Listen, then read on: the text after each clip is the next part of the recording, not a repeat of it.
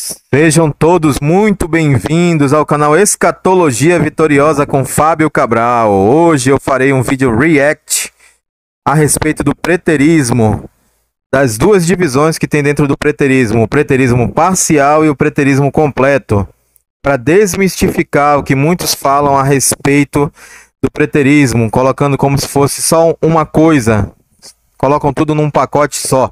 Então vamos ao vídeo. Vou usar como fonte hoje o canal Pensando as Escrituras do irmão Fabrício Demarque. Vou começar colocando um vídeo para vocês onde ele explica o que é o preterismo completo. E depois, em seguida, eu vou colocar o outro vídeo onde ele explica o que é o preterismo parcial. Então vamos dar início aqui. O que ensina o preterismo completo? Será que essa ferramenta de interpretação é digna de elogio? Um cristão comprometido com a palavra de Deus pode ser um preterista completo? Antes de falar sobre o conceito do preterismo completo, é importante deixar claro que essa abordagem pode aparecer disfarçada com outros nomes. Por exemplo, o preterismo completo também é chamado de preterismo total, preterismo radical, preterismo pleno, hiperpreterismo, preterismo consistente, escatologia realizada, escatologia plena, escatologia consumada ou ainda pantelismo, que significa tudo está realizado. Todos esses nomes se referem ao mesmo sistema hermenêutico. Antes de prosseguir, é importante esclarecer que o preterismo parcial é diferente do preterismo completo. Outro dia eu assisti um vídeo aqui no YouTube sobre o livro de Apocalipse. O estudo era um panorama do livro. Durante a explicação das várias correntes escatológicas, a pessoa que dava o estudo disse que o preterismo é uma abordagem adotada por teólogos liberais. A pessoa sequer explicou a diferença entre o preterismo parcial, que é bíblico, e o completo, que é antibíblico. Ela simplesmente colocou tudo no mesmo pacote e rotulou de liberal. Ora, não é nada honesto agir dessa forma. O preterismo parcial foi ensinado no decorrer da história da igreja por vários teólogos sérios, homens de Deus, e até hoje ele é ensinado por pessoas comprometidas com o evangelho. Já o teólogo liberal não tem compromisso com as verdades. Vejam bem, irmãos, que ele explica aí. Ele explica que as pessoas colocam tudo sempre no mesmo pacote. O preterismo parcial, o preterismo completo, como se eles fossem a mesma coisa, mas na verdade eles não são. Vocês vão ver depois quando eu colocar aqui a explicação dele sobre o que é o preterismo parcial. Antes de mais nada, eu quero dizer também que eu vou deixar no link da descrição aqui, um link na descrição, do canal do irmão Fabrício Demarque, Pensando as Escrituras. Vamos continuar. Verdades centrais da fé cristã. Portanto, se um irmão disser a você que é preterista, pergunte se ele é preterista parcial ou completo. Não podemos pressupor que preterista é tudo igual, porque não é. Aliás, se você quer entender um pouco melhor sobre o preterismo parcial, eu tenho um vídeo sobre isso aqui no canal. Eu vou deixar o link para você aqui embaixo na descrição. Dito isso, agora vamos mencionar alguns ensinamentos do preterismo completo. O objetivo do vídeo, pessoal, não é apresentar uma análise exaustiva dessa abordagem, mas apenas pincelar alguns pontos para que você consiga identificá-los e assim se proteger. Primeiro, o preterismo completo ensina que a morte física e as calamidades da natureza, como furacões e terremotos, existiam no mundo fora do Jardim do Éden. Isso quer dizer que a morte física e as tragédias naturais eram uma realidade antes mesmo da queda de Adão. Tudo isso servia como um alerta espiritual para Adão. Por isso, quando Adão comeu do fruto proibido, ele morreu apenas espiritualmente, porque a morte física já existia antes disso. Segundo eles, a morte física não tem qualquer relação com o pecado original. Isso porque Adão morreu fisicamente 900 anos depois de ter comido o fruto proibido, sendo que Deus disse que Adão morreria no dia em que comesse do fruto. Então veja, Deus disse que Adão não deveria comer do fruto, caso contrário, ele morreria.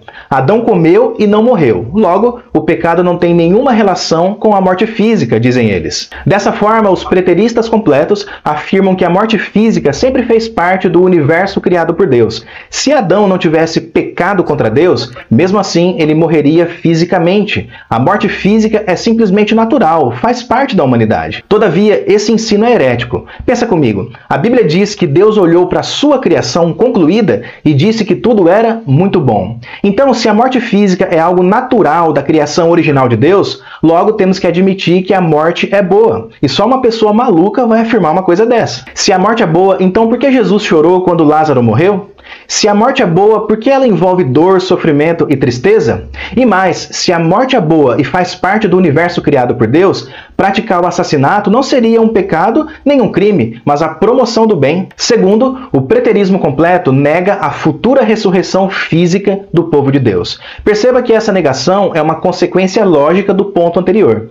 Se a morte física faz parte da criação original de Deus, isso quer dizer que o nosso corpo não precisa de redenção, porque ele não foi afetado pelo pecado. Logo, uma ressurreição física e literal não faz sentido. Assim como os ateus e humanistas, os preteristas completos acreditam que o nosso corpo vai ficar na sepultura para sempre. E aqui temos que fazer uma observação importante, pessoal. Entre os preteristas completos, há 3 visões diferentes em relação à ressurreição.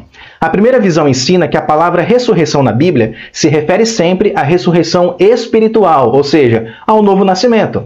Segundo essa visão, a ressurreição é a libertação do pecado e da morte espiritual, mas não da morte física. A segunda visão ensina que a ressurreição se refere à libertação das almas do Hades, ou seja, no Antigo Testamento não havia um sacrifício perfeito para os pecados do povo. Por isso, depois da morte, a alma dos crentes foi para o Hades, ou seio de Abraão, e a alma deles permaneceu lá até o dia da queda de Jerusalém. Quando Jerusalém foi destruída em 70 d.C., a alma dos crentes do Antigo Testamento foi liberta do Hades, ou seja, elas experimentaram a ressurreição. E a terceira visão ensina que no ano 70 d.C. ocorreu de fato uma ressurreição corporal. No entanto, o corpo ressurreto não era o mesmo corpo que havia sido enterrado. O corpo antigo foi deixado no túmulo para sempre e no lugar dele ressurgiu um corpo totalmente espiritual. Além disso, segundo eles, aqueles que morrem depois do ano 70 recebem imediatamente depois da morte novos corpos ressuscitados. Então, perceba que o preterismo completo não acredita que haverá um dia na história, determinado por Deus, em que todos os mortos ressuscitarão física e literalmente. Além de negarem a ressurreição física, eles negam também a ressurreição futura. Absolutamente tudo é transferido para o passado. Essa heresia de que a ressurreição já aconteceu foi combatida pelo apóstolo Paulo. Já naquela época tinha gente ensinando isso. Paulo cita o nome dos hereges e diz que a linguagem deles é nociva como câncer. A linguagem deles corrói como câncer. Entre esses estão Himeneu e Fileto, que se desviaram da verdade dizendo que a ressurreição já aconteceu e estão pervertendo alguns em sua fé. Diferente do preterismo completo, a Bíblia ensina que haverá sim uma ressurreição física do povo de Deus. Se em vocês habita o Espírito daquele que ressuscitou Jesus dentre os mortos, esse mesmo que ressuscitou Cristo dentre os mortos, vivificará também o corpo mortal de vocês por meio do seu Espírito que habita em vocês. A palavra corpo aqui, pessoal, não se refere à natureza pecaminosa. Paulo compara a nossa ressurreição com a ressurreição de Cristo. Cristo ressuscitou fisicamente dos mortos e assim será a nossa ressurreição também. Como eu disse no início, o objetivo do vídeo não é apresentar todo o pensamento preterista completo. Mas é importante ter em mente, pessoal, que essa abordagem é antibíblica porque ela distorce várias das principais doutrinas da fé cristã e não apenas a escatologia. Mas o principal distintivo do preterismo completo é ensinar que toda a profecia bíblica, sem exceção, se cumpriu até o ano 70 d.C. Como resultado, eles dizem, por exemplo, que o trabalho do Espírito Santo cessou completamente no ano 70. A ceia do Senhor deveria ser praticada antes do ano 70 e não até hoje, como as igrejas fazem. Dizem também que no ano 70 toda a humanidade foi reconciliada com Deus, ou seja, a salvação foi concedida a todos, a velha heresia do universalismo. E mais, depois do ano 70, o pecado de Adão não foi mais imputado à humanidade, excluindo assim a necessidade de um novo nascimento do homem. Os absurdos continuam, mas eu paro por aqui. Portanto, tomemos cuidado com a heresia do preterismo completo. A linguagem e os argumentos utilizados podem contaminar sutilmente a nossa compreensão da Bíblia. E lembre-se, o preterismo parcial é diferente do preterismo completo. Agora, irmãos, vamos para a explicação dele sobre o que ensina o preterismo parcial, que é o que eu sigo. Então vamos aqui para a explicação do irmão sobre o que é o preterismo parcial. Você já ouviu falar sobre o preterismo parcial? Se ainda não, nesse vídeo nós vamos aprender o conceito que envolve essa expressão. Antes de falar sobre o que ensina o preterismo parcial, vamos definir o que é preterismo parcial. A palavra preterismo está baseada na palavra latina pretéritos, que significa o que se passou ou simplesmente passado.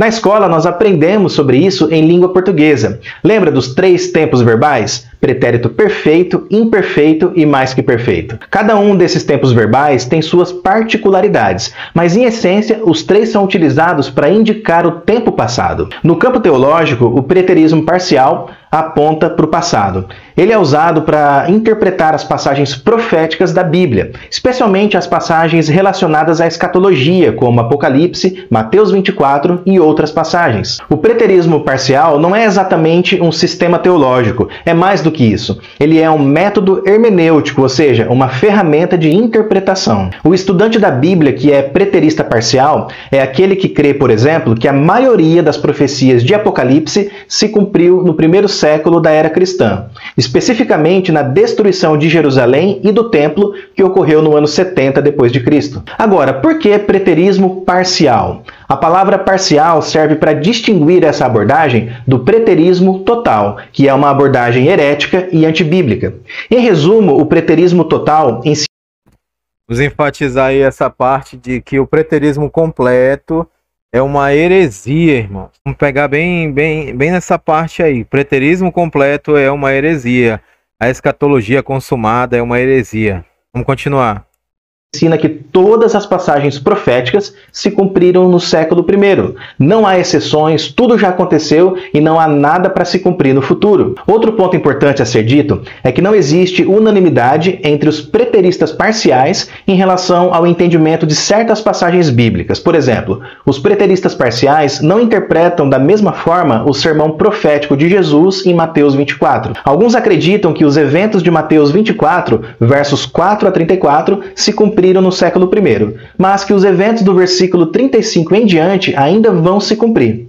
Por outro lado, alguns preteristas parciais acreditam que o capítulo inteiro de Mateus 24 se cumpriu no século I. Dito isso, vamos dar um exemplo da abordagem preterista parcial para ilustrar um pouco melhor esse conceito. Apocalipse 6 menciona 4 cavaleiros montados em cavalos de cores diferentes. Temos ali o cavalo branco, vermelho, amarelo e preto. Cada cavalo tem uma cor específica porque cada cor simboliza algo específico, e o próprio Apocalipse revela o que cada cor simboliza. O cavalo branco simboliza vitória militar. Apocalipse diz que esse cavaleiro saiu vencendo e para vencer. De acordo com o preterismo parcial, esse cavaleiro faz referência ao general romano Tito Flávio Vespasiano.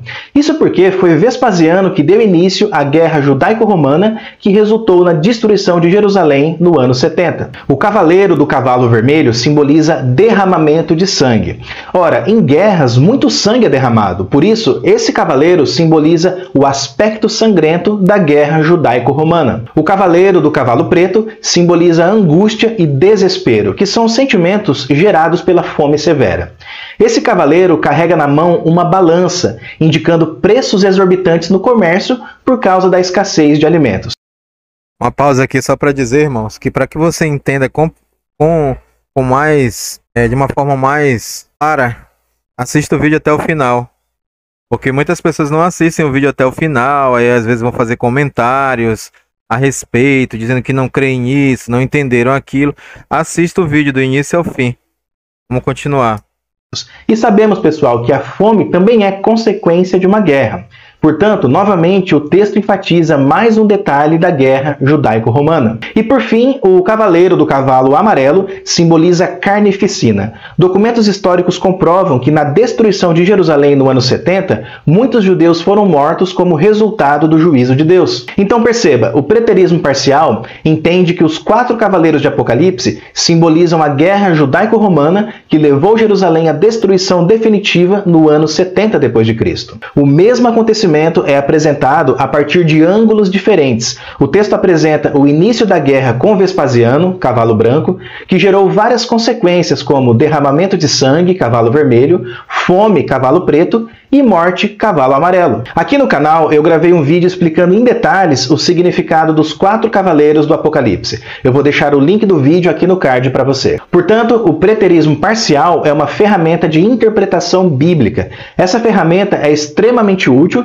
porque ela respeita o contexto histórico do texto e a relevância daquele texto para os leitores originais. E o preterista parcial é aquele que acredita que a maioria das profecias bíblicas se cumpriu no passado, no século I. primeiro. Então, se você deseja compreender o livro de Apocalipse e outras passagens proféticas com mais profundidade, o caminho é, sem dúvida, o preterismo parcial.